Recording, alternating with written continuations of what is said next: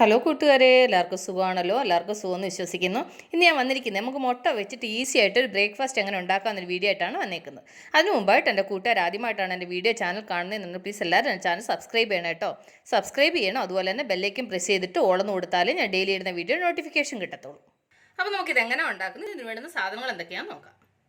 അതിനുവേണ്ടി ഞാനൊരു ക്യാരറ്റ് എടുത്തു. ഇത് ആദ്യം ഒന്ന് ക്ലീൻ ചെയ്യണം. അപ്പോൾ അത് ക്ലീൻ ചെയ്ത് കഴുകിയെടുത്തു. ഇനി നമുക്കിത് നന്നായിട്ടൊന്ന് ഗ്രേറ്റ് ചെയ്തെടുക്കാം. അപ്പോൾ ക്യാരറ്റ് ഗ്രേറ്റ് ചെയ്തെടുത്തു. ഇത് വിടിരിക്കട്ട്. അത് കഴിഞ്ഞൊരു ബോൾ എടുത്തു. ഇതിലേക്ക് ഞാൻ 2 മുട്ട എടുത്തു കേട്ടോ. അത് ഇതിലേക്ക് ഒഴിച്ചു കൊടുക്കാം. എന്നിട്ട് ഇതിലേക്ക് നമ്മൾ ഗ്രേറ്റ് ചെയ്ത ക്യാരറ്റ്, 1 ടീസ്പൂൺ കുരുമുളക് പൊടിയൊക്കെ നിങ്ങളുടെ എരിവിനനുസരിച്ച് ചേർക്കണം കേട്ടോ. ആവശ്യത്തിന് ഉപ്പ്, എന്നിട്ട് അതിൻ്റെ കൂടെ കുറച്ച് മല്ലിയില ചെറുതായിട്ട് അരിഞ്ഞത്. ഇത് ഇത്രയും കൂടി നന്നായിട്ട് മിക്സ് ചെയ്യണം. അപ്പോൾ ഞാനിത് നന്നായിട്ടൊന്ന് മിക്സ് ചെയ്യട്ടെ. അപ്പോൾ അത് നന്നായിട്ട് മിക്സ് ചെയ്തു.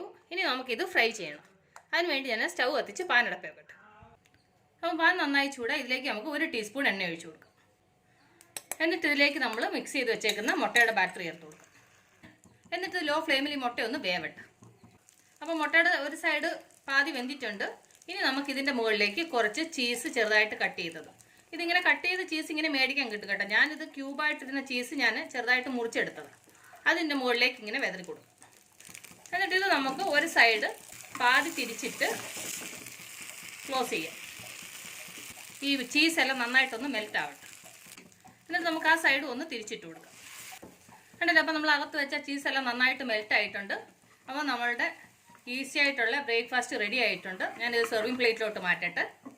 കണ്ടില്ല, അപ്പോൾ എത്ര സിമ്പിളായിട്ട് നമ്മൾ ഈസി ആയിട്ട് ഒരു ബ്രേക്ക്ഫാസ്റ്റ് ഉണ്ടാക്കിയെന്ന് കണ്ടില്ലേ. കണ്ടില്ല, നമ്മൾ സൈഡിലൊക്കെ ചീസ് നന്നായിട്ട് മെൽറ്റായിട്ട് വന്നിട്ടുണ്ട്.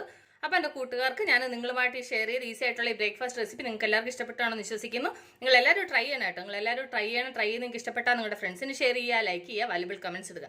അപ്പോൾ നാളെ നമ്മൾ രുചികരമായ പുതിയ വീഡിയോയും പുതിയ റെസിപ്പിയുമായിട്ട് നാളെ നമ്മൾ വീണ്ടും കാണും വരെ ബൈ.